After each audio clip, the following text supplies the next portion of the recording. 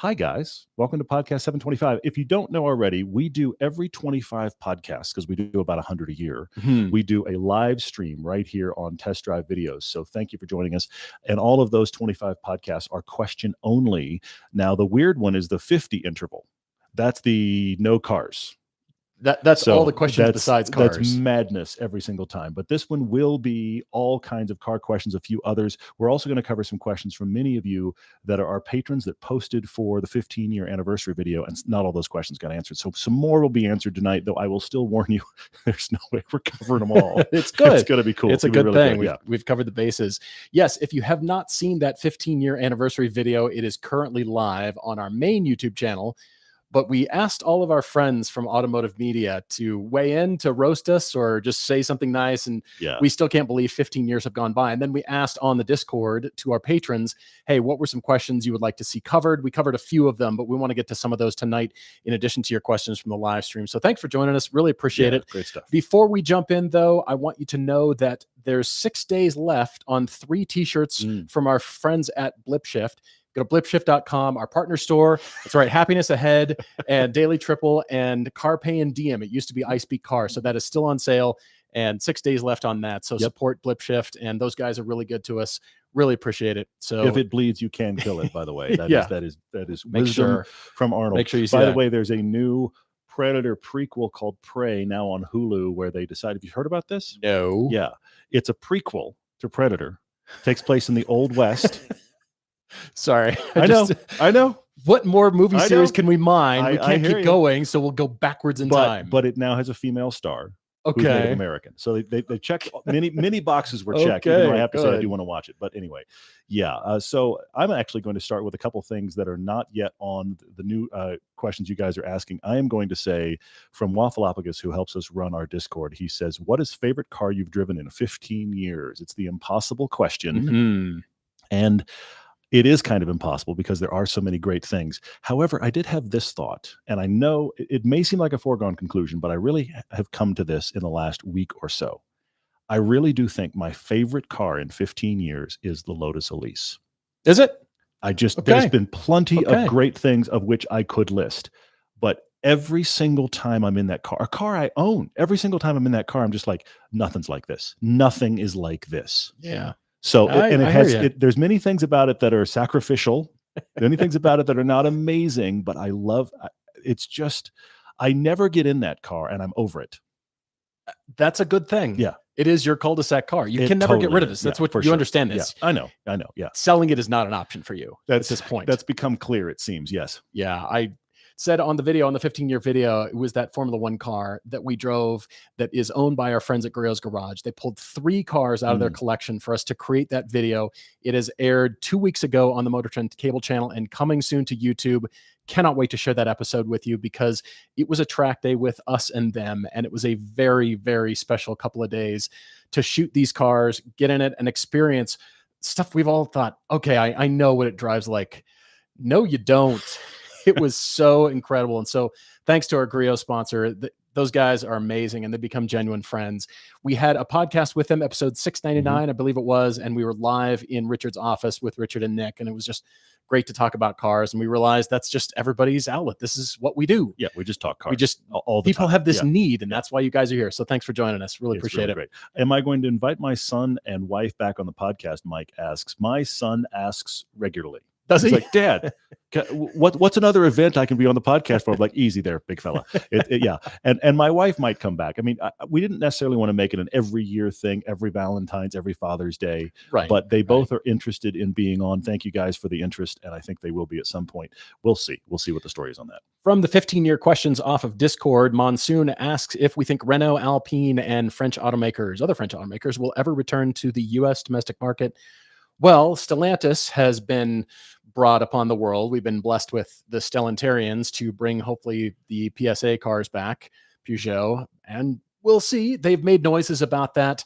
Other French cars, we see them when we go to Europe on our pilgrimage trip. We go over there and see, oh yeah, Renaults, that's right. And it's cool. I would love for companies like Alpine, even though they're a subsidiary of Renault, I'd love for them to bring their cars here, but it really comes down to sales and a business model. And everybody seems to be buying SUVs, as you know. So they'd have to really think there is a business case to be able to do that, to be able to make money, because as you know, there's the support system. It's not just selling the cars here, it's the support to, you know, get parts and service. So whether it's electric, whether it's ICE engine, doesn't matter. And I hope, let's put it that way, because the world needs more variety. I like that. For sure. Richard is asking, he said he just rewatched our inspirations piece. Now that was, what episode was that? I'm lost. It was season 10, episode 1, I think. But anyway, it was part of season 10. It's where you drove the Testarossa, which was kind of a poster car for you, and I drove the E-Type, and then we connected that to our current cars of the past, my 300ZX, your 928.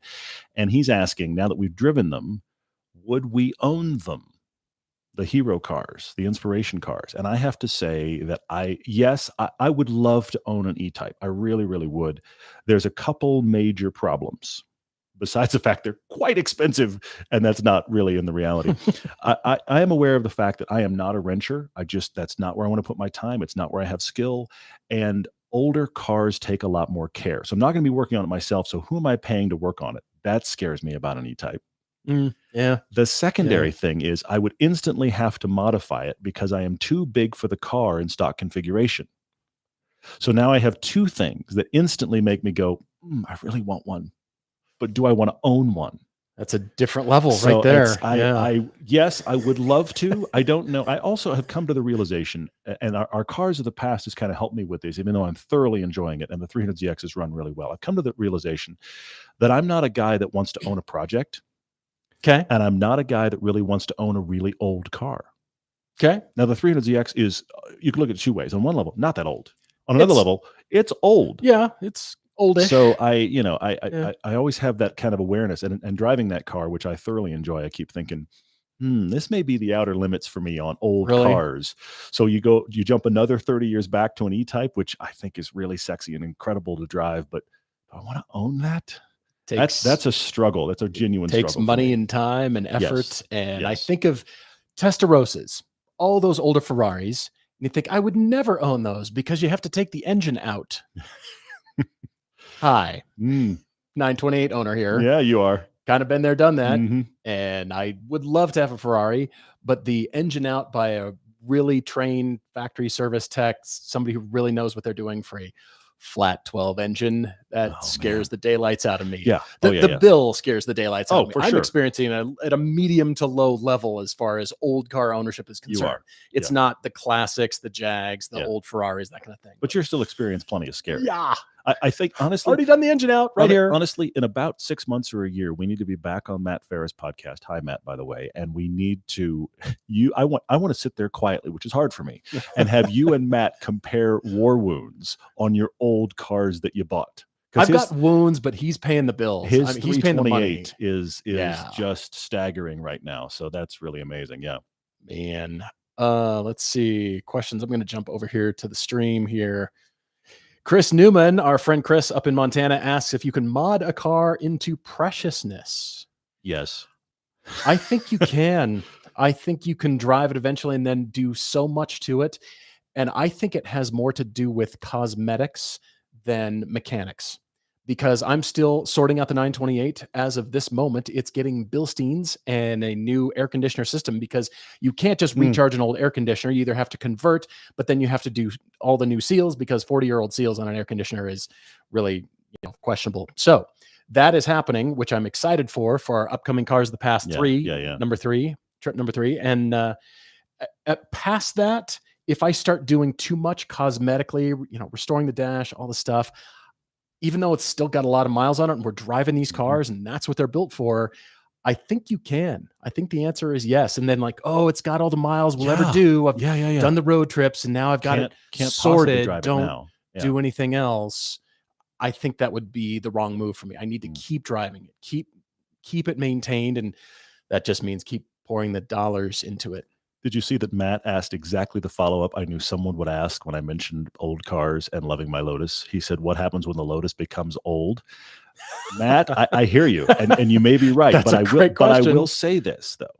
The Lotus is modern enough that it's OBD2 and it has fuel injection and that kind of stuff, things that the old Jag lacks. It's true. But it is is simpler, even though it's newer. It is simpler than the 300ZX. There's no power steering. It's pretty much just a Toyota engine on a chassis. It is about just a Toyota as simple engine, as a car can get. True. That's true. So stuff that can go wrong in that car is minimal, and I have had a surprisingly good ownership experience. So hopefully it will survive. Ian Dare's got a watch question. We haven't had watch questions for a long time. Go ahead and tune out and let your eyes glaze over if you're not into watches. Yeah. He's got a question for me about watches designed for a specific car, such as JLC's Aston Martin DBS watch, the Citizen Nissan Z watch, which you would like, even though you don't wear watches. Chris Ward's Morgan watch. Are these gimmicky or a cool tribute? I think a bit of both, and it kind of depends. I have really gravitated towards movements rather than style, even though style is still very important. Hopefully that goes along with movement, but you have to decide what you're going for as far as what you're spending your money on. There's 3 categories: style only, movement only, or both. And when you go for both, that's when watches start to get really expensive. But good news, there are a variety of not knockoffs, but sort of tribute watches to certain styles that are, the long lasting, the Omegas, the Rolexes, that kind of thing. And what I want a watch that isn't just something off the shelf with a logo on it and sells for $50. That to me cheapens the brand. Ferrari does a lot of this, but if it's designed for the car, designed for the brand, or designed in conjunction with it, then a movement is chosen, a style is chosen, and that makes it ever more special. The problem is that can very easily get to only the owners of these cars can afford them. D says, at what age do you leave Civic Si and step into the Integra 6-speed manual? We've said this before. We talked about the Fiesta ST once for a lawyer that was like, should I drive? I'm in my 30s, almost 40. Should I drive a Fiesta ST? And one of you wrote in with one of the lava orange Fiesta STs in your 70s and said, I daily drive this. Age is not related to which car you should own. And I actually think, and we haven't driven the Integra yet, but I actually think the Civic Si is so good, I question, and I will admit this bias, going into the Integra review, I question, is the step up worth it? And that's going to be the big question for me when we do drive the Integra, because the Civic Si is really good. And I don't think that it has an age cap on it at all. Dartman, you've got a question here about recalls on brand new cars. There's so many major recalls going on. The question is, are new models being developed and brought to market too quickly in order to stay competitive? Too many new and unproven technologies loaded into cars all at once. You're right. That is a thing. The development of a car has been sped up so dramatically over the past decade, I'll say. A couple of decades, but definitely within the last 10 years, not just from a design and styling, but from a visualization point of view, and engineering can go so quickly now. I mean, 18 months used to be unheard of. It used to be 3 to 4 years to develop a car. And now technology is changing so quickly, and car manufacturers want to get their products out there so quickly. You're right. They're running into this, but we don't want them to not try.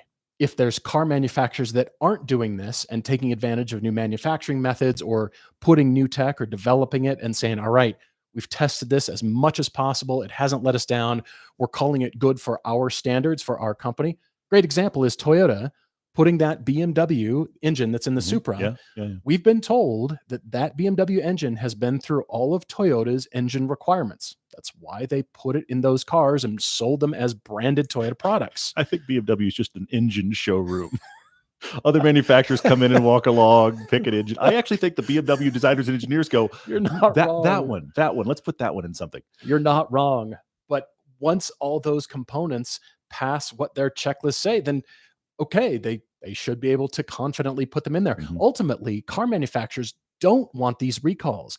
They're treading a fine line here because they want to get new tech. They want to take advantage of, like I said, new manufacturing methods, get the cars out there, get what people are wanting. But cars are not phones. Cars are not laptops.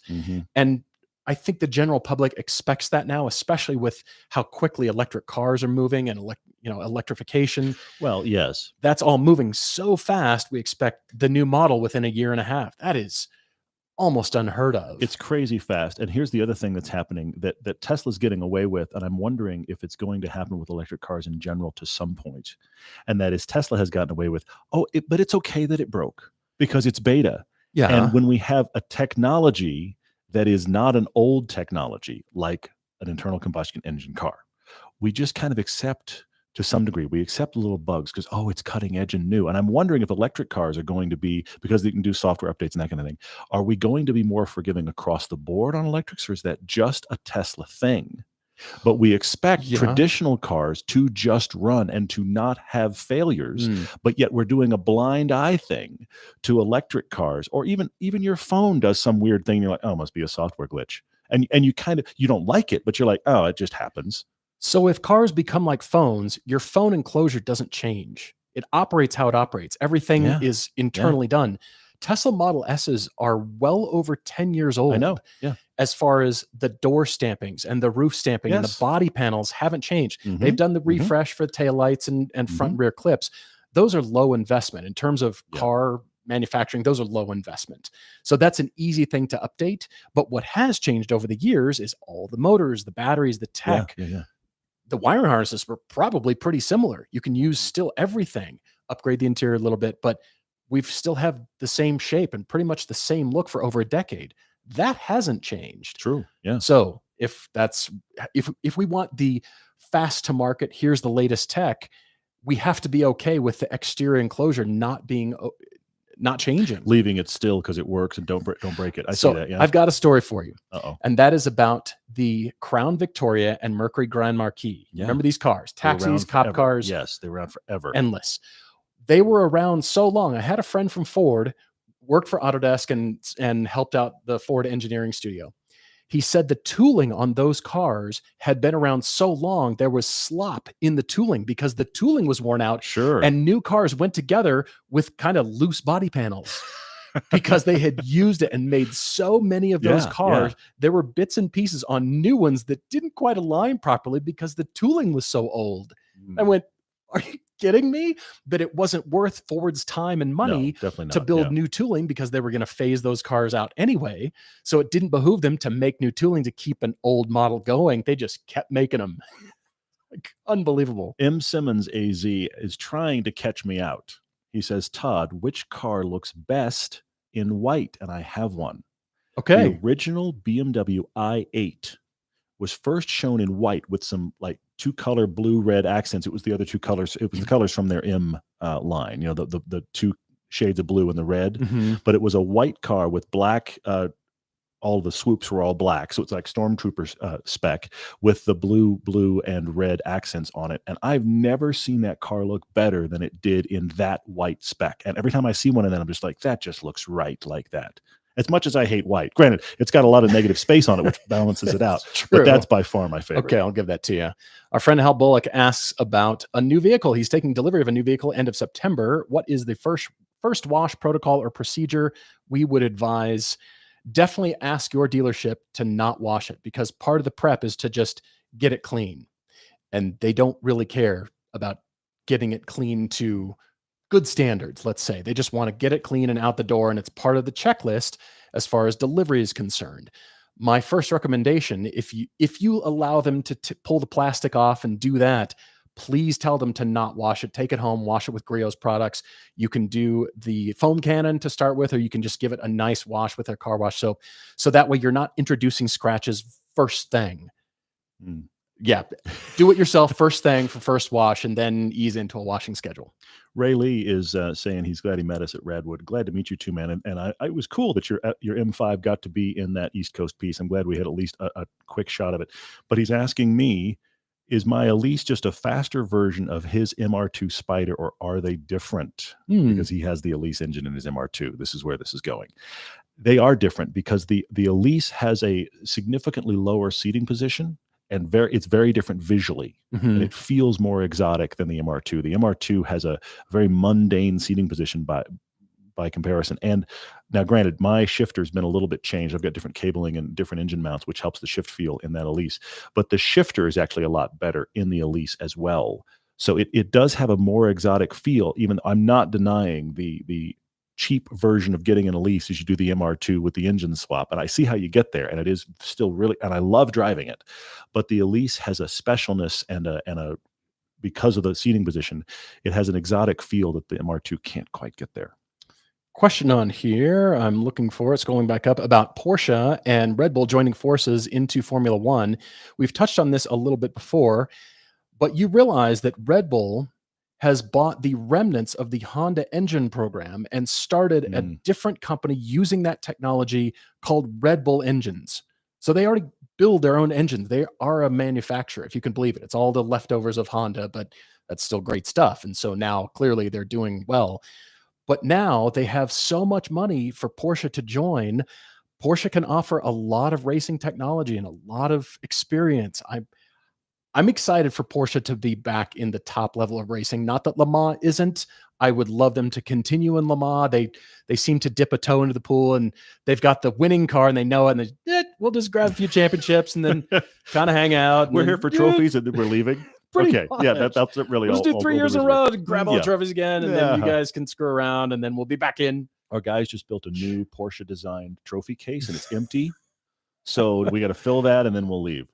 Yeah, there's a lot of questions from the 15-year anniversary. Thank you guys for that. I still can't believe 15 years. We are here in the second week of August, and starting our 16th year. It was crazy. No, it was July 31st, 2007. We posted a Mazda Speed Miata review, and we were fully split on it. So it has been that long, which is crazy. Jeez. So there are a lot of questions related to that. I want to come through a few more. ZZ01 is saying, what do we think, and I'm curious your thoughts on this, Paul, what do we think are the best personal traits to develop in order to have a successful media show or car media show or whatever? What do we think are the key elements, traits, or behaviors that turn a couple of guys making videos on the side into a full-time gig? Here is the thing I learned in Hollywood. I came into Hollywood, and I think a lot of people do, came into Hollywood thinking that if somebody else had an opportunity, they took my slot, which isn't true. I also came into Hollywood thinking that there was a line. There's not a line. Well, the people in line, but people cut. So your experience and your time frame will be completely different than anybody else's success in anything, but especially in anything that is an entertainment medium. But the other thing that it taught me that I think is true of us, and that is it's a war of attrition. It's not you're the best, you're the brightest, you're the latest one to show up. It's you stayed in it and you fought. And you and I, here we are, 725 podcasts. If you pulled either one of us aside and said, you guys are going to do 700 podcasts, I think we wouldn't have done one. Okay. We've been like, no. We're going to do what? No, yeah. But, and the reason we have so many is because we just dedicated ourselves to, started off once a week. Okay. Twice a week. We find the time. It's why you guys have heard podcasts that we've done in the middle of road trips or in the middle of shooting, because we just dedicated ourselves to, twice a week we're doing a podcast. And then you look back over the years and you go, oh my gosh, we did that much. That's true of the videos and the TV stuff and that kind of thing. And so I'm always playing the long game, and I think that's helped. And then because I just it's not about this one piece. It's about all of the body of work. So, and that's something else I learned in scripts, because you'd write a script and you'd kill yourself. And I think this is really good, and the script would fall on its face. And the only thing you can do is, not whine about the fact that one failed. You got to write another one. Well, aren't there scripts out there that are introduced and then they're revised and then they try to reshop them, and years later, and sometimes it didn't really fit the common perception or what companies were looking for, what studios were looking for, and then they pull them out of turnaround, resurrect them. That has happened for sure. The other thing, I think, from a personal perspective, it's this weird line, because you can swing either side of this line. It's this weird line of listening to the audience, but also not letting the audience define who you are, which is a weird thing, because there's a symbiotic thing going on. I was just reading an article about how some influencers just become what their audience wants to be. I think you have to know who you are and stick to that, but also be willing to adapt in order to entertain. There's both elements. You can't be like, whatever you want me to be. But at the same time, I keep coming back to scripts. If 10 people read a script and 7 of them think this thing is wrong, you got to go fix that thing. But what you don't do is you don't listen to what everybody else thinks the fix is. The audience identified for you the problem. Now it's on you as the creative person to find the fix. We've also touched on this before, and that is a comment that we get from people who meet us in person and say, you guys are exactly like you are in person as I see you on camera, which is so surprising to both Todd and I, because I have never wanted to be that person that is. There's plenty of YouTubers who are, hey, sorry, couldn't resist. that do that. Yeah. And then aren't the same person when you meet them in person. They're just kind of low key and whatever, cool, man. And then on camera, they're this different personality, wild and crazy, whatever. You know what I mean? because from the very beginning, this was Todd's face. It was my face. It was our names. It was a body of work. And we looked at it as evergreen content, which has always stuck with me because we see videos with comments now. And I'm like, oh yeah, we drove that car. I totally forgot. What did I say about that car? Yeah, for sure. Do I still agree with myself now? And we get comments on that.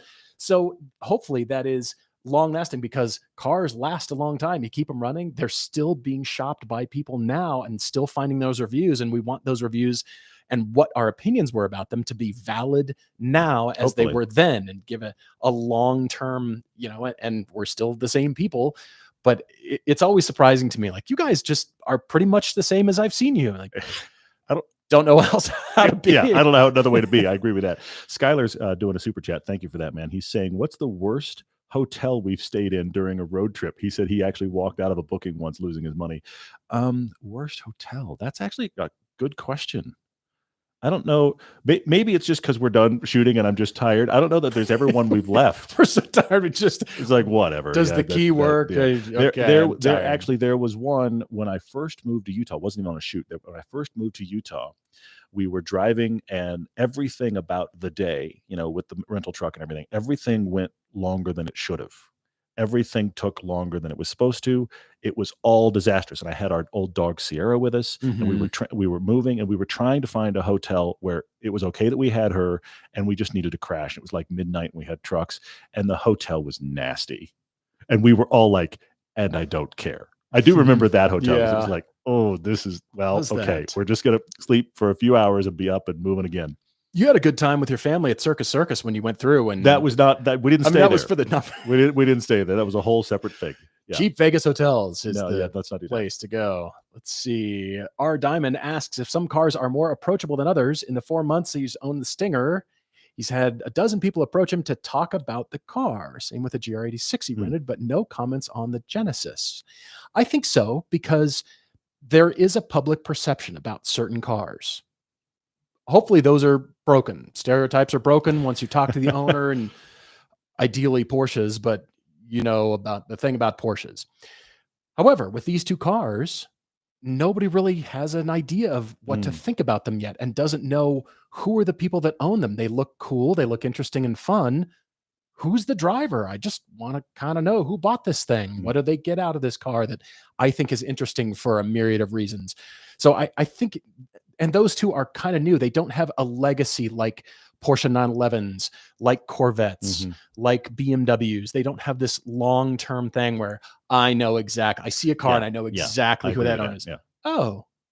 That's a different driver. That's a Kia. Oh, wait, what is that? What is that bright blue car? That's a GR. What's a GR? Yeah, we definitely get that for sure. Agreed. Chuma is asking. He's not asking. He's stating. Dun, dun, dun. Chuma is saying, fully autonomous consumer cars will not happen in our lifetime. What do we say? I think they will, but I think they're going to be geofenced.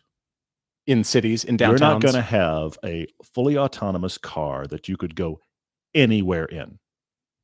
I agree to that. They're going to build them that they're really good in certain areas, which is what makes sense too. I mean, sorry, side note, what really makes sense is just public transit. That's if we really want to solve like city, it's public transit. Kind of exists. We as car people don't want to do, and many people that aren't car people don't want to do. But if we're going to be talking about individual pods taking you places, it makes sense that in a cityscape, they're all interconnected and talking to each other, and watch Minority Report for other reasons, but for that as well. I think cities, yes. But even, I would even say this, I could see a world where your autonomous car in the city can't be autonomous out of it. Your steering wheel pops out because you're out of the geofence. You want to keep driving this vehicle, you have to drive it. Till some YouTuber puts a Hellcat in that bad boy. Yeah, well, then we're going to drag race it against the world. Of course we are. Without a steering wheel. What's YouTube like in another 15 years? Matt Farah theorized it might not even exist, but what's it like in another 15 years? That'll be fascinating. That is interesting. I have experienced it. It's amazing technology, but I think you're right. I don't think anywhere from point to point, address to address, level 5 autonomy will happen any place on the planet. I think you're absolutely right. Remember a few years ago, one of the many things that he promised, Elon Musk was going to do a fully autonomous drive. Like this was like 2019. I can't, he's going to go LA to New York. I don't even think that's possible. I don't even think that's likely, but I do think in major cities, I think it actually makes some sense. Let's see. Moose just watched our S580 review. It seems like Mercedes took a step back in design by making the tablet on the dash design compared to the last generation with the integrated design. Why the step back? Perception. People have now associated the future with Teslas, even though that's not true anymore. And there's car companies that are doing better screens than just a tablet stuck on the dash. That seems so old now. It's 10 years old. That idea. But then Mercedes has taken it a step further, Moose, by integrating those screens into a glass panel in the EQS. It's fantastic. It's a different take on things. It's too much information. Yes. Yeah, it's completely cool. But they have done it their way, and that does seem very Mercedes. I like it a lot. The Audi e-tron GT, proving you don't need a gigantic screen. We noted on that car, the interior just felt pretty normal, like a modern car. But if you didn't know what the powertrain was, you just think it's a normal car. I think manufacturers have acknowledged it. They've tried their own. Mercedes has done it a little bit, but I think people want instrument panels. I think they want some buttons. Just going to, all the features down in the screen that changes maybe weekly or monthly because they updated the firmware over the air. Change it on you. You can't find the same thing. Where's the I don't think that's fine with people, to be honest. I hear you. I'm Your Chaos One says, any tips for a first-time trip to the Nürburgring? There are many, but I'll give you the headlines. First off, talk to our friends at RSR, rent a car from them. Do not rent some car you've dreamed about driving that is above your current car and rent this high thing and spend your money there. Rent a car at your current level or below your current level and get an instructor. Take the instructor with you. You are much better off doing more laps in a lesser car with an instructor than renting some big boy and seeing how it goes. Because I'll tell you how it go poorly. Let's see. TDFN 426. Who would you have make a once-a-year car feature film, regular weekly video, or 15-second short? The Straight Pipes, or Savage Geese Friends, or Throttle House? Well, we need to kind of incorporate all of them. They did us a really huge favor by sending us their roasts in our video. I think we need to change it up. I think that all of them would be great at everything, but the Savage Geese boys would like to do the longer thing. They're good at the long format. The long format stuff. They're very good at that for sure. Monty, I don't want to go too long into this because it still hurts, but you're asking if Sierra's still around. Our dog Sierra almost made it to 16.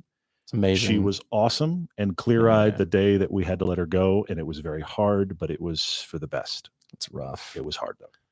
Rough. Let's see. I'm going to jump back to some of our 15-year questions. Future adventures or trips that we would like to do from Turtle Slayer. We're thinking about a few. Some we can't reveal because they haven't come to fruition yet. And it depends on time and money in some cars. Yeah. But we've talked about various generations of supercars, old and new kinds of supercars. We've talked about that as future films. What else? There's still a lot of adventures that we think we can do with different cars. If these two cars of the past cars change over to something new, like an Isuzu Via-Cross and a Subaru Brat, and we do something from north to south through Utah, that could be cool. There's other ideas, but I think there's still some world travel that we want to do with various cars too. Interesting. So many good questions. I'm going to jump right here real quick. Peter says, why did he like driving the 335 IS more than the M3? I think it's two reasons. One, the 335 IS, you probably didn't expect as much. And the 335 IS has a turbo, whereas the M3, which has that glorious V8, you got to wind it out to make it glorious. If you drive it in the mid-range, it's just like, well, this car's okay. The 335 IS has power a lot of the time and is a real surprise, whereas the M3 you expect to be the big boy. I think that's the reason that you felt the other way. Pininfarina Idealist asks about the factors that combine to make both of us realize that we could or had to do Everyday Driver as our full-time jobs. Todd, what was the discussion like with your wife? I do want to hear this. I knew it was the tipping point because for both of us, every time the show would come up, we couldn't stop talking about it. And people we were talking to noticed it. You were working, doing some commercial editing. Yeah, for sure. I was in a tech company with Autodesk. And every time the show would come up, people would sort of take a step back like, whoa, I haven't heard that much enthusiasm from you. Totally. It's not about the company you're currently working for. It's about this side gig about that something you keep else. blabbing about, and you have some YouTube channel, and now you're starting a podcast, and you drive cars and that's making you money, and you can earn a living doing this.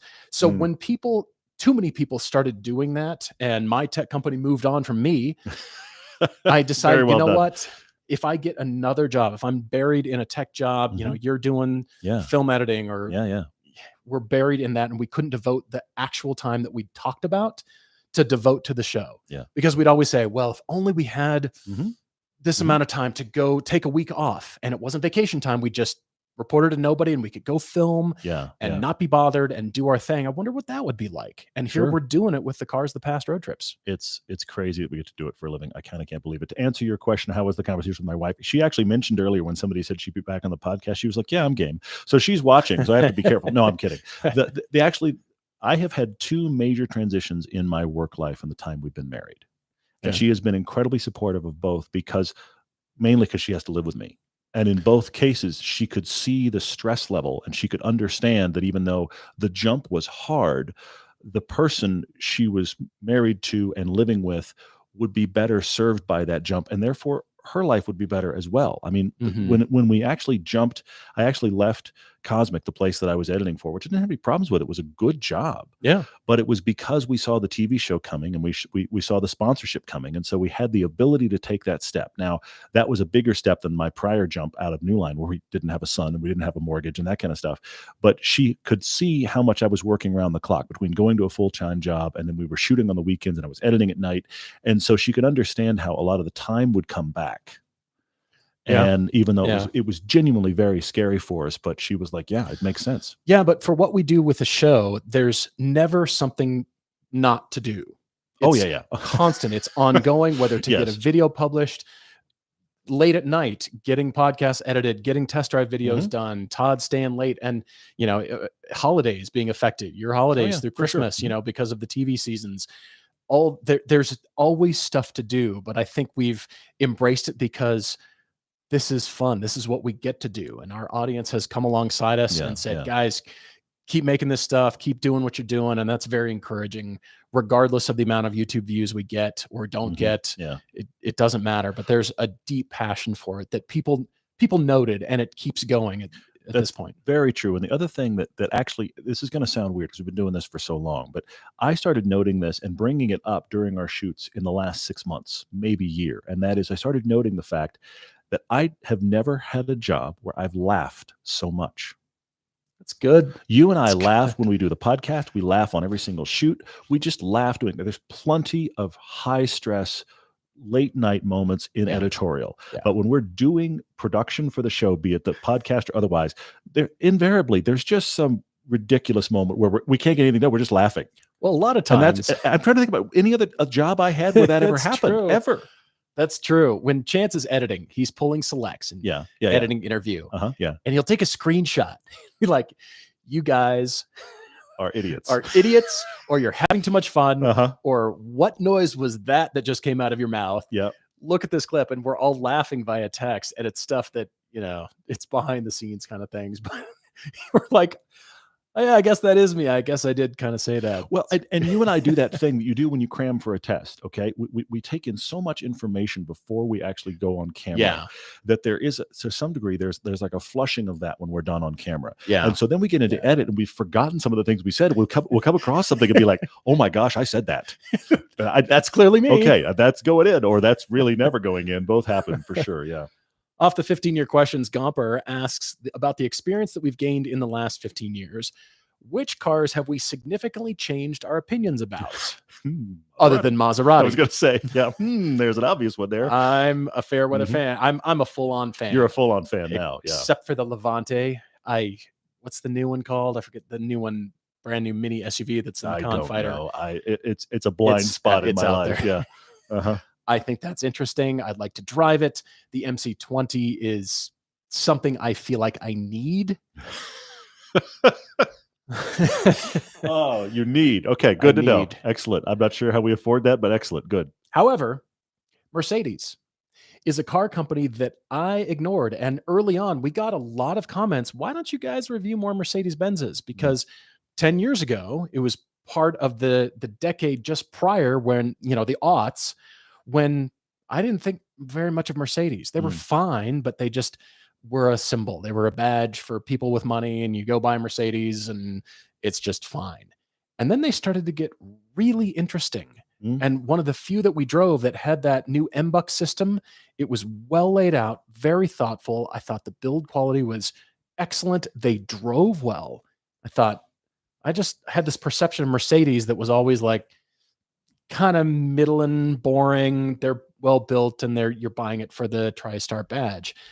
And I think what Mercedes is doing, I think they have a huge future. I mean, they're a big car company. They have a lot of resources, but I love the direction Mercedes is going. And yet they still don't build manual transmissions, except for old 2006 SLK those 280s that are really great, but and the 350s. But Mercedes, they're just cool. I'm intrigued by Mercedes. The design is timeless versus BMW. BMW is designing with line connected by surface. It's almost like designing with B-splines or surfacing, nerding out on nerding out. Well done. Surfacing technology, surfacing, A-class surfacing. But Mercedes is designing with highlights and surface and form, and they're beautiful. The GTSs are going to be beautiful. They're gorgeous. They're going to be timeless. 50 years from now. They're going to look great. Wow. Surfaces that are modern that are, I think, just as beautiful, not quite, but almost as that Jaguar E-Type. And it'll be timeless Ferraris, in that sense. Yeah. The old 50s Ferraris. They're gorgeous surfaces, and they're continuing to do that and bring interesting fascias to denote here's electric, here's gas powered, here's what they're doing. I'm really intrigued by Mercedes. I'll give you two pairs. One is when we first started the show, Cadillac was on a roll and Lincoln was in the dumps. That's right. Okay.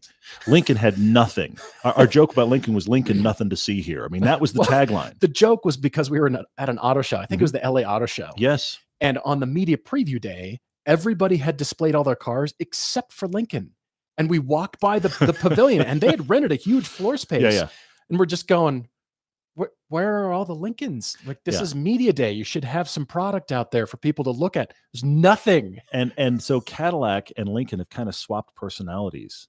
And Cadillac is then doing a whole nother resurgence since, but they kind of swap personalities. And Lincoln, if you want to buy an SUV, has actually found their own identity over the course of this show. It's not my taste, but they found their own identity. Meanwhile, when we started this show, Ford was the enthusiast company. They had an enthusiast car at every possible price point come to Ford. They don't do it anymore, but you know who does? And at the time was the exact opposite. Toyota now does. Yeah. Toyota was like, go buy a Prius or a Camry. Thank you very much. And Ford had all the enthusiast cars. Now Ford doesn't even sell any enthusiast cars. And Toyota's like, what's your price point, sir?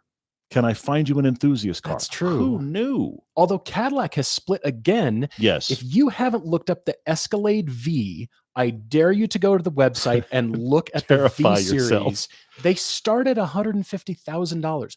Start. And they get 10 miles to the gallon. Mercedes GLS money there. And then there's the Lyric over here. Like, this is the direction we're going.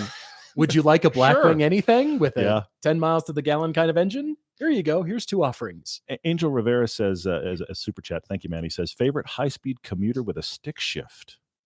That's hard. Because when I think high-speed commuter, I think like big sedan.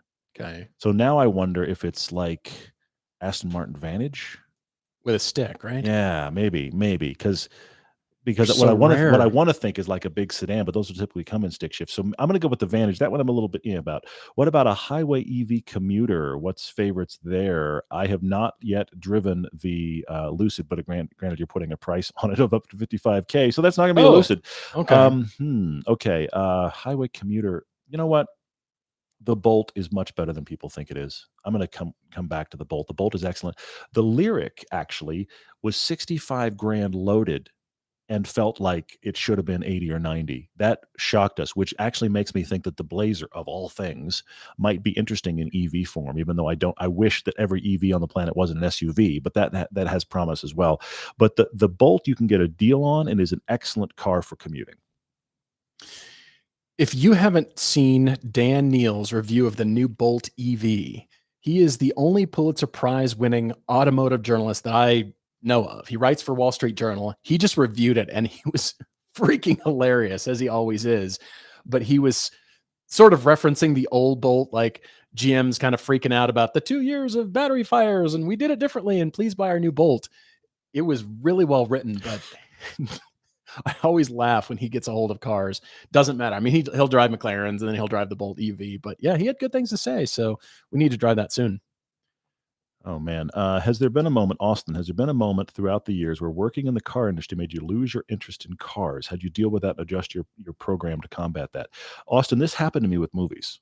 I got so burned out on films that when I stepped out of New Line in 07, 08, I cut back my movie consumption to like a 1/10 of what it had been. And it took me a while to kind of work my way back to loving film again. And the interesting thing is here, we're in a plague of everything is a silver SUV.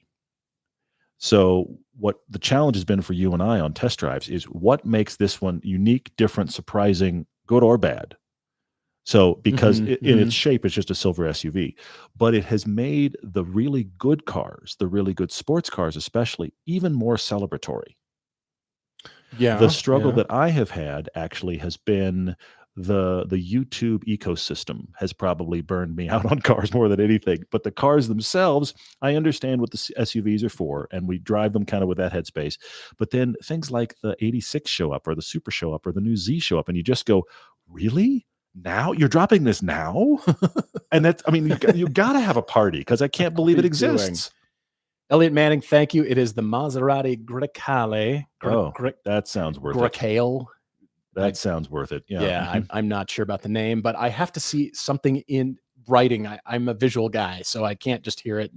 Thank you. That's excellent. I'm intrigued by it. I want to drive it. I want to drive more Maseratis. I hope they kind of branch off and continue to do their own thing. I hope they're hitting the reset button. Over and over and over. No, anyway, Shadow Blue on the 15-year questions from our patrons. By the way, how this worked is the people that are our patrons on Patreon are all on our Discord chat, which is amazing. It's this whole ecosystem unto itself that is wonderful. People have found friends on there. They've done meetups that have nothing to do with us. It's really, really cool on our Discord. We went to those folks when we were shooting our 15-year video. I thought you and I shouldn't just stand there and do a 15-year anniversary video where we pontificate about what struck us. We did an intro and an outro, and everything in the middle is we're actually answering questions posted by our patrons, which was really cool. We had so many questions. We didn't get to all of them. Shadow Blue is saying, is there one thing you would have done differently, and given the chance, would you go back and change it? Yes. And I mentioned this and it didn't make the cut for the YouTube video, but there was one thing, and that was when we first, you can go back and watch when we announced our TV. The idea was we were going to do 12 episodes a year for TV, which we're still doing. And then we were going to, after they played on TV, we were going to use them as YouTube content shortly thereafter. Okay, was the intention. But when we first got the show on television, we had a couple of people in TV sales advise us to not do that because they were going to sell the show internationally. So we held on to our first couple of seasons and didn't put them on YouTube because we were supposedly going to get them sold internationally, which never happened.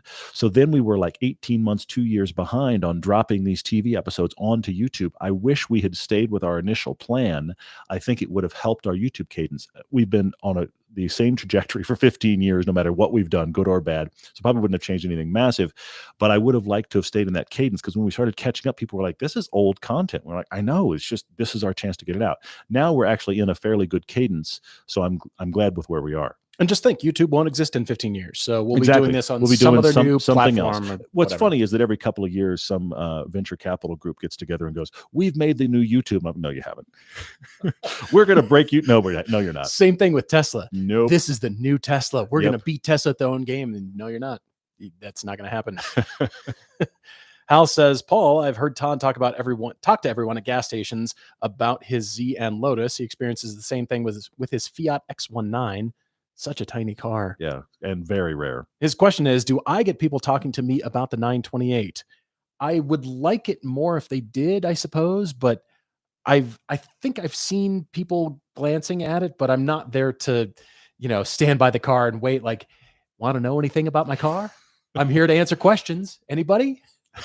Now taking 928 questions. I think, I don't know, maybe it's the Porsche perception, like, it's a Porsche, whatever, but who knows? Who knows? You never see those on the road. That is one of the crazy things about the 928 is you just never see them on the road. And I'm just glad when we do these road trips that you've got yours out there driving. I agree, except my mechanic who has a bunch of them out front and in the shop, which is such a relief. I can't even tell you. That means he knows how to work on them, and he's selling a few, and he's got stuff on the lifts, other customer cars. So that is good news. Somebody asked me, I actually thought I noted it, but apparently I didn't. Somebody asked me on the 15-year thing, favorite Monty Python scene, because we had a Monty Python reference on our East Coast thing. And it's actually, this is going to sound crazy, it's actually out of Holy Grail, and it's the Dark Knight scene. The You Shall Not Pass. Yeah. Okay. And what's crazy is I was in a film class in university. I was in a film class, and we were asked to bring in favorite scenes and break them down. And a guy brought that scene in. Really? And I was like, the Black Knight scene from Monty, you've got to be kidding. Why? But what was interesting is, if you start watching it from a filmmaking perspective, it's really well done. It's very well shot. Those guys, of course, stay in character, but it's very well shot. There's a lot of information in that scene, in spite of the fact that it is completely over the top absurd. It's very well made and is ridiculously funny. I feel like it's the merge of what those guys did so well. So funny. Are you the singing bush? I think this is the singing bush. Let's assume this is the singing bush. Three Amigos, ladies and gentlemen. We do this a lot, especially with Three Amigos. Let's see what else. Little Danilo saw 944 around his neighborhood. Yeah, 944s. They built a lot of those things. Just yeah, they did. Not enough 928s. Let's see. William Shaughnessy, Paul Todd, you are a real class act. The world needs more of your authenticity and positivity. William, thank you. We really appreciate that. Like I said, this is Cool. You're getting what you're seeing, and we love sharing. You know, early on in the show, we realized that we just wanted our best friend. And many times I was just talking to you in the car. Absolutely. With the camera right there. You're just talking to me. And it was like the phone calls we always had, realizing we should turn this into a show. We're spending an hour just blabbing about cars. Time to do a podcast. We should just do this. And so it's just one person behind that camera. It's not thousands, millions of people. It's just one person. And people have said that matters. And that's what we want. Barbara, yes, it is just a flesh wound. I totally agree with you. The spam reference is also very good. Thank you guys for the great questions. This is so much fun. Let's see what else. Will Dixon says, what has been the biggest good surprise about the 86 and the biggest not good surprise? Let's see. The biggest good surprise has been good support from Toyota, the dealership, Mark Miller Toyota in Salt Lake City. And they were able to very easily change the engine speaker. So that it was just a checkbox when they plugged it in. They showed that to us. Very easy. And the car has just been a champ so far. It's got almost 10,000 miles, and it was with us as the camera car out to Radwood, Philly for our Cars the Pass #2 trip. Did great. We've had good tires on it, and people seem to really like seeing it. Also, many people have asked, how was that car on the road trip? And we didn't really cover it for the film because it wasn't the point of the film, but it was a champ. It did great. It was driven by friends of the show. One person drove it out, another person drove it back. So thank you, Derek and Andrew. Both those guys really helped us out on that one. And they really enjoyed getting seat time in that. And it just buzzed along. It was great. Yeah, I will say, people have asked what it was like. I was in it a little bit because I kept swapping out. When it was camera car, I kept swapping out to be in it a little bit. And I will say this, it was interesting because here I was in the 300ZX with brand new shocks, which had the sport and touring setting. That and worked. In these great seats. And I realized that the 300ZX was a better long-term road trip car, like Sawing Miles car, more of a better GT car for sure than the 86. The 86 has got a more aggressive suspension all the time than that 300ZX. Now, look, I drive a Lotus Elise happily, so it didn't bother me, but I was very aware of how much sharper and buzzy the 86 was on its suspension than the 300ZX was for the next 500 miles. So there was that. And the 86, look, it's also a small car that is a sports car. So it is also louder than if you have a Camry or an Accord or your typical commuter. It's a louder car with a stiffer suspension. So if that concerns you on a road trip, the 86 isn't great. But then to your point, it got the best gas mileage of the trip. It was the one we never thought twice about. It absorbed, we threw gear at that car. It had so much space for gear and stuff, and I mean the trunk is good sized. So in all of those regards, it was just like, what is the thing you'd like to do in this car, because it's ready? When we have road tripped, I have liked this generation much better than the first gen for being on a highway, for being just straight lines, no curves, because I've never thought the first gen was great at the commuter thing. It's begging for a corner. But this one has 5mm longer wheelbase, a lot more sound deadening, and it is better at doing the commute thing, even though the engine is right on the tipping point for me when you're in sixth and you're buzzing along. It depends on your speed, of course, but it can be just maybe a little bit too loud, but then, you back off. Like I said, it depends on the road underneath you, your speed. The engine is not too loud. It's just right in there, but definitely better when you turn the engine noise. You're reminding me. Engine noise off. This week, we have an 86 video coming that is RGR 86, the brand new 2022 BRZ. I have to finish editing this, and the FRS, the prior gen. We actually are having a discussion of those 3 cars for YouTube only. That is coming this Thursday. So please remember that. Also, while I'm giving you reminders of things, season 11 is still happening on Motor Trend. This week is the rerun episode, which is the Bronco and Wrangler. And then we restart the new 6, and those 6 are coming to Amazon and Vimeo. So I'll keep you informed. If you're a patron, patrons at certain level get the Vimeo access for free, which is very cool. That's happening. You already mentioned Blip Shift. We have movies, we have t-shirts. I have a book. I have to do it. We're here. We're doing it. But anyway, moving on. A couple more questions here. First from Steve Martigani. Steve, thanks for writing in. If your sports car is too loud for highway trips, wear comfy high-end headphones like a rally car. You're right. We both do that in our cars of the past. The 928 is actually loud because the sunroof doesn't quite seal properly. It's not the seal. It's actually the alignment of the roof, and it's like kind of off. And so it creates a lot of wind noise right over your head, which is awesome. So over time, we've gotten into audiobooks, and we're both, you'll see a couple of shots in the second Cars of the Past film. We're both wearing noise canceling headphones, like, just hanging out, covering the miles. And it's a lifesaver. Completely. Watch my 1,400 miles in 5 days in a Lotus Elise piece did with my son last year. We both had noise canceling headphones, and it made the Elise wonderful. Even though, shout out to Justin, I have just put the stock exhaust. He put a different exhaust on his car. He sent me a stock exhaust. Put the stock exhaust back on my Lotus, and I like it more. Is it quieter? It is quieter. You've been driving it a little bit. It is quieter. The car's loud. There's plenty of wind noise. There's plenty of tire noise. It creaks and rattles. It's still a very loud car. Screws want to back themselves out. Hopefully not. But it actually has less of a drone and a little bit, for me, more pleasing exhaust note, because we've all learned every time we did a loud exhaust, I regretted it. So there you go. Let's see. I've got a question here from Josiah Van Tassel. Josiah's been enjoying the show and podcast for years. Have we ever outdriven the capability of our cars? For example, he was driving quick enough on a road he knows well, and he could feel the suspension not keep up. Absolutely. We've done that not just with tires, but that's why we want to have consistent tires, or consistent enough tires on some of the cars we've driven.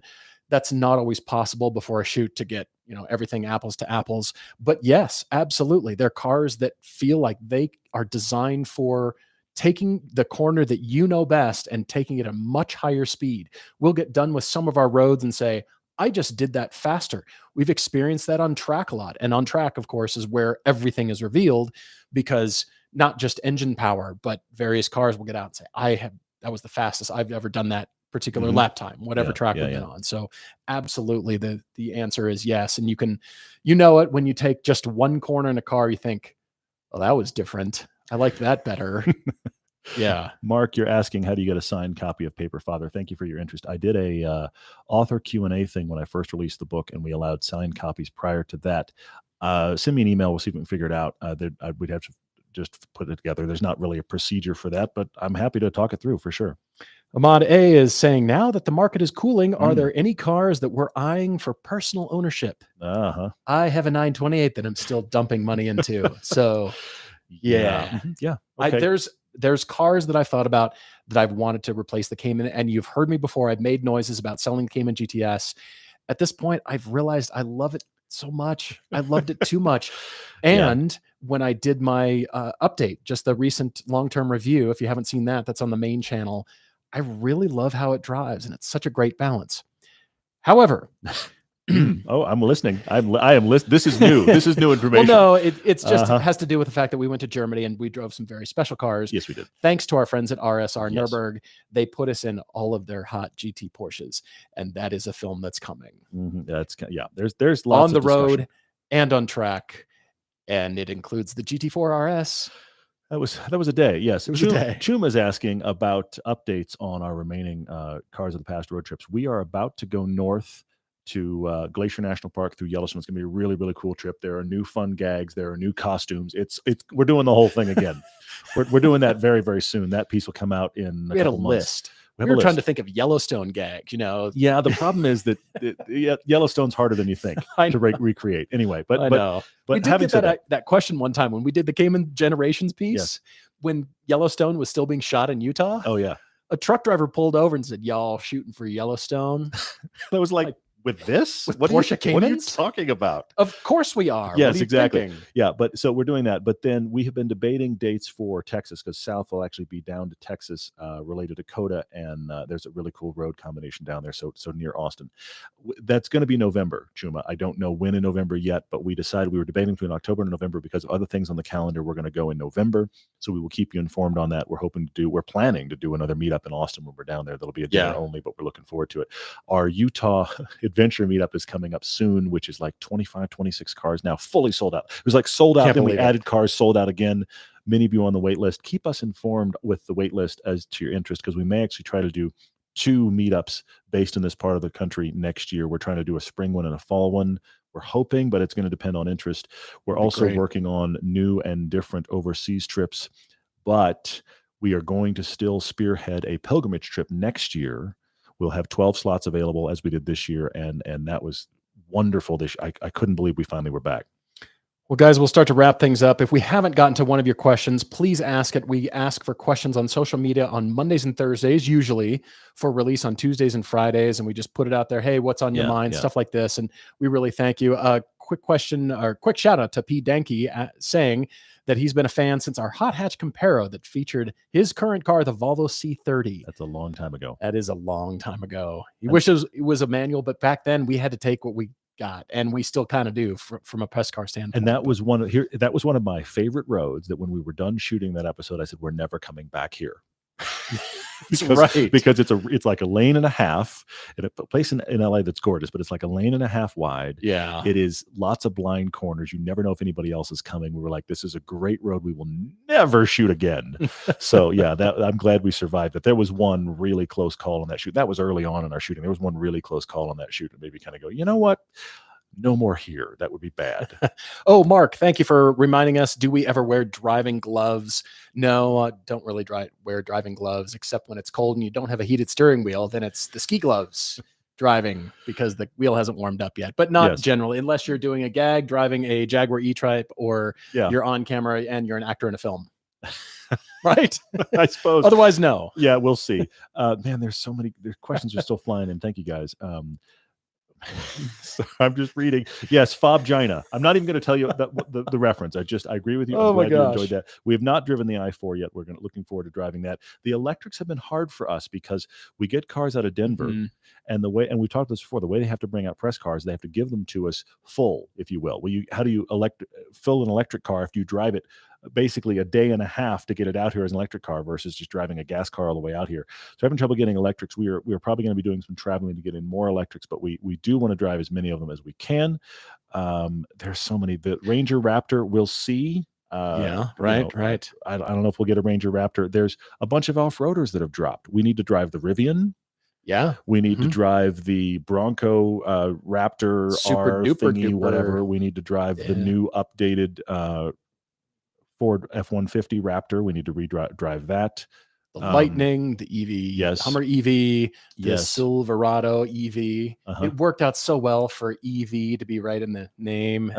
They took advantage of that. Some marketing person really thought that was their day, and then they went to lunch. Money they just for thought, that one. okay, and I'm out. Yes. And gosh, the questions keep coming. Yeah, the new G90. Yeah, it just really depends these days what manufacturers get into the press fleets. And of course, that depends on budgets from the manufacturers to get cars, but we're still very much supported by our Denver outlets. And like Todd said, we'll be traveling to various places to get in other cars. And at the same time, start filming on season 12. Yeah, that's happening soon. That's craziness. I'm going to go here last. I'd love for you to answer this as well, Paul. Cutler Colin off of our patrons said, out of all the cars you've driven in the past 15 years, what car were you most shocked and surprised to be able to drive? As in, oh my gosh, they're letting me drive this. Now, the obvious answer, Colin, is an F1 car. It is, because you've got to be kidding. There is no chain of events that my life should lead to that results in I am being strapped in an F1 car that someone else owns. Yes. That makes no sense. That was amazing. But I do have to say the original 911 GT3 RS40, the 997, we were early on in the show. That was 2013. We were, only a few years in. We'd never done a feature film. The fact that we got to drive that car boggled me the day it showed up. I could not believe that. So that's definitely on the list.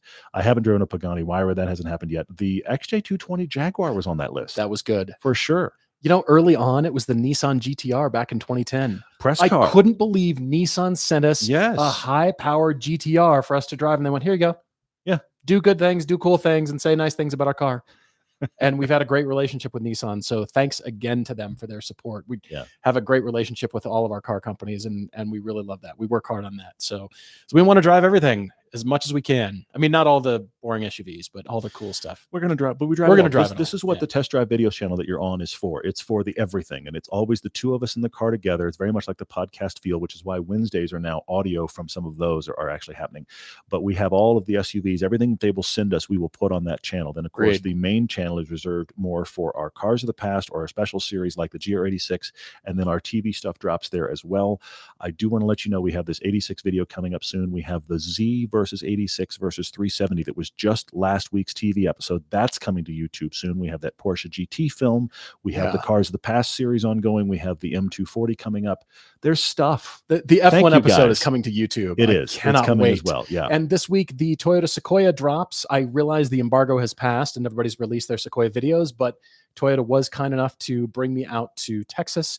And Todd was editing. He was buried under digital footage. Buried under TV stuff. Drove that, and that'll be for the Test Drive channel. And a lot of people have asked about it. So that will be coming this week as well. Guys, we really can't thank you enough. We really appreciate it. If we're seeing you on the Utah meetup, we're looking forward to that. But hopefully you can budget for a pilgrimage someday, because this is what we're doing forever. From here on out, I want to go back. I want to do a second one. We need enough people to do a second pilgrimage in the same year. They're driving on track until October and November. They're still doing track days. Paul, would you like to come? I need to go back, because the track time on Spa is just, and by the way, when the Formula One season returns, we're on the summer break right now. Guess which track they're coming back to? It's Spa. It's like we were just there. It's crazy to go and drive Spa. If you have any F1 experience watching Spa, it's a near religious experience to drive that track. Also, shout out to David for that really cool shirt.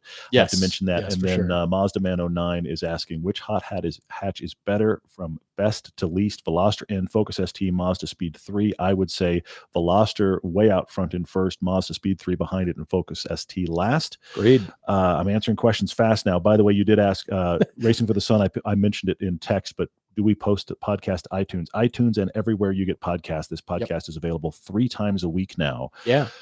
We don't count the test drive audio toward our tally. Our tally is 2 podcasts a week. Again, this is 725. Come back for 750, because there will be no car discussion.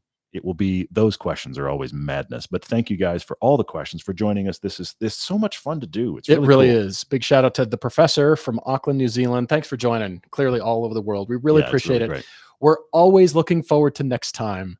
Thank you guys. Cheers, everyone. Thanks, guys.